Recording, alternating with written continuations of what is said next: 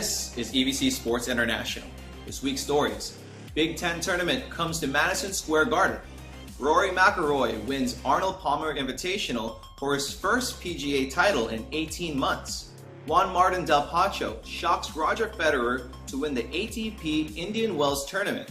Serena Williams returns to the tennis court at Madison Square Garden. The Paralympics Winter Games conclude in Pyeongchang, South Korea. Plus, the sixth leg of the 7 Rugby Series travels to Vancouver, Canada.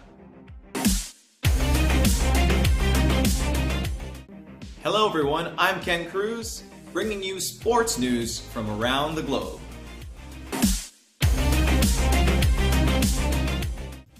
Midwest college basketball came to the world's greatest sporting arena, the Big Ten Conference Tournament at Madison Square Garden.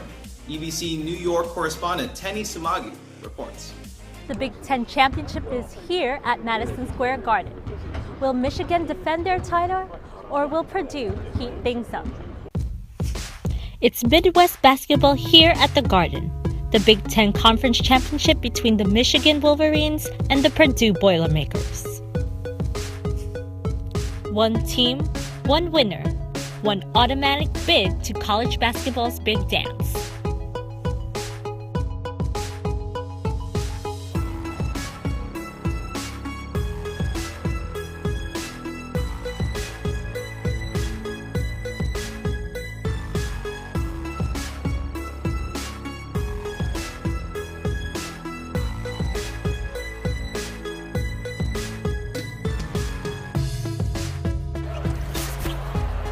Fifth-seeded Michigan dominated from the start and cruised to a 75-66 victory over third-seeded Purdue. Mo Wagner led the way for the Wolverines with 17 points and was named the tournament's most valuable player.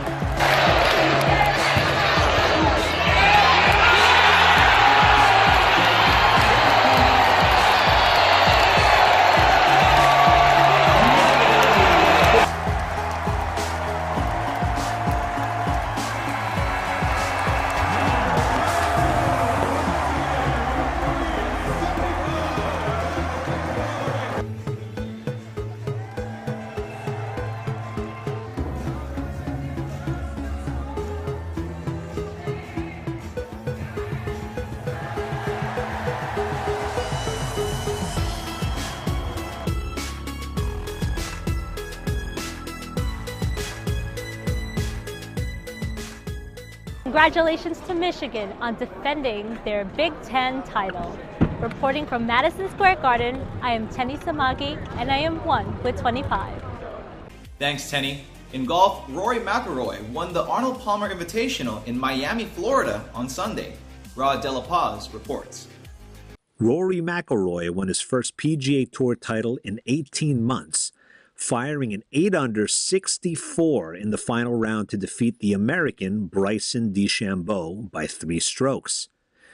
The 28-year-old McIlroy won his 14th PGA Tour title in the U.S. His last win came in the 2016 Tour Championship, the same year that golf legend Arnold Palmer passed away. The Northern Ireland native said, quote, "It's a little ironic that I come here and win. Arnold Palmer set a great example to all of us players. If all of us can handle ourselves the way that Arnie did, the world would be a better place." DeChambeau shot at 68 to finish second place. England's Justin Rose finished third after shooting a 67, 2 strokes ahead of Sweden's Henrik Stenson. Tiger Woods, who was making a second comeback to the tour, tied for 5th with fellow American Ryan Moore. This is Rod De La Paz, 1 with 25. Thanks, Rod. Up next, Juan Martín del Potro shocks Roger Federer to win the ATP Indian Wells tournament in Indian Wells, California. And Serena Williams returns to the tennis court at Madison Square Garden. We'll be right back.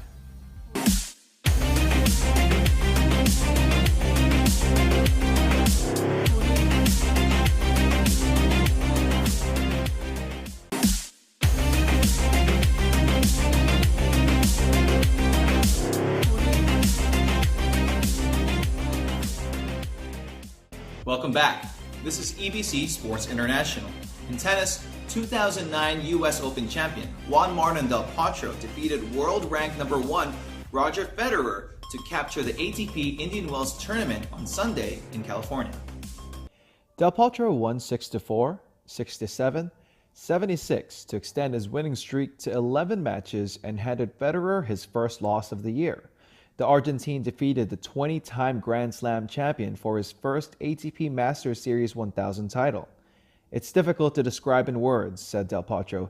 "It's like a dream. I cannot believe I won this tournament, beating Roger in a great level. And this level of tennis, we played great today. I just want to keep winning titles like this if I can." Del Potro has battled severe wrist injuries throughout his career. His ranking will now rise at number 6. After a long layoff due to the birth of her daughter, Serena Williams made her comeback at the Indian Wells tournament in California. Prior to her return to competitive tennis, Serena, her sister Venus, and 6 other female tennis players competed at the Tie Breaks 10 event in New York. Tenny Sumagu reports again from Madison Square Garden. It's a night of fast-paced tennis here in the Garden at the Tie Break 10's event featuring Serena and Venus Williams. For the first time on American soil, the Tie Break 10's tournament took place at Madison Square Garden.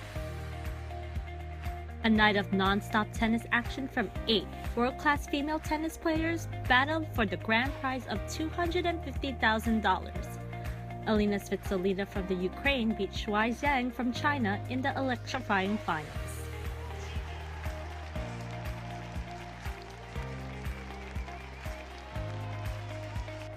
This historic women's-only competition welcomes back to the court the living legend Serena Williams after her pregnancy, where she persevered through complications during the delivery. Watching Serena after giving birth, and she had heart surgery, what happened to her after she gave birth? She literally could have died, and to be back on this court fighting and getting that close, I think it was a complete victory for all moms, but definitely Serena. Go Serena! During Women's History Month and beyond, Serena Williams continues to be a great inspiration to her peers, future star athletes, and moms around the world, proving that anyone can accomplish anything if they believe in themselves, even if no one else does. Reporting from Madison Square Garden, I'm Tenny Sumagi, and I am 1 with 25. Thanks, Tenny. The Paralympics Winter Games conclude in Pyeongchang, South Korea, and the 6th leg of the 7 Rugby Series travel to Vancouver, Canada. That's next. EBC Sports International will return.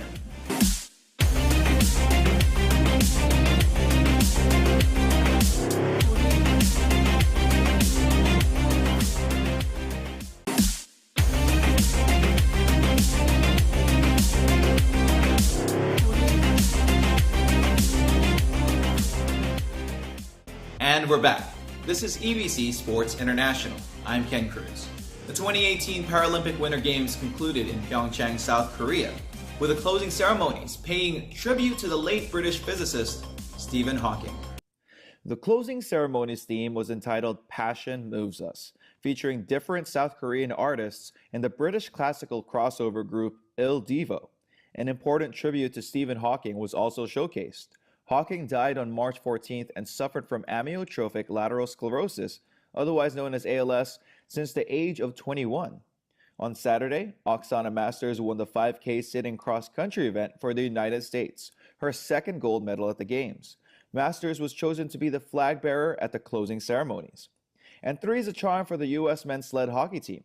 Team USA won their 3rd straight gold medal, defeating Team Canada 2-1. In the medal count, the United States dominated the Games and won an overall 36 medals to come up top. The next Winter Games will be held in 2022, as Beijing, China will host both the Olympics and Paralympics. We now turn to rugby. The 6th leg of the Sevens rugby tournament took place at the BC Place Stadium in Vancouver, British Columbia. EBC Canada correspondent Anthony Sevilla reports. Canada's Sevens team played host to 16 of the top Rugby Sevens Union from around the world in Vancouver, British Columbia for the HSBC World Rugby Sevens Series here at BC Place Stadium. Canada was paired up in Pool A alongside Australia, Uruguay, and North American rival United States. In their first game in pool play, the match between Canada and Australia would lead to a 19-19 draw. After a slow start, Canada gave an early try to Australia at kickoff, but found their groove to lead 12-7, ending the half. Australia would retake the lead in the second, but Canada made a last-second push that would get the game-tying try to end the match in a draw. Looking to bring that same energy and intensity against continental rival United States, drop balls for Canada would cause a turnover in the opposite end, leading to a Perry Baker try, cross field, and to secure the victory for USA. A heartbreaking loss for Canada would give them that extra motivation against Uruguay, which was on full display as they defeated Uruguay 47-5. We show flashes for sure. We show we can compete with anybody as long as it's been a big thing for us, consistency. Despite excellent play in preliminaries, a 1-1-1 record was not enough in Pool A to qualify for the Cup quarterfinals. This forced Canada to play in the Challengers Trophy quarterfinals, where they took on Scotland's Sevens. A slow start for Canada on day 2, as they were unable to make a mark on the box score, as Scotland, the eventual Challengers Trophy winners, won 19-0. In the 13th place semi-final match, they would bounce back from the loss to defeat France 31-19. Canada would fall to Samoa in the 13th place matchup, 21-15. Team Canada never gave up, and the fans supported them until the very end. Yeah, absolutely unbelievable. To stick behind us through the entire tournament, through the ups and downs. We wish we could have impressed a little bit more, but hope to do one more next year with the whole thing. Yeah, I think the good thing is we played a lot of good rugby on day one.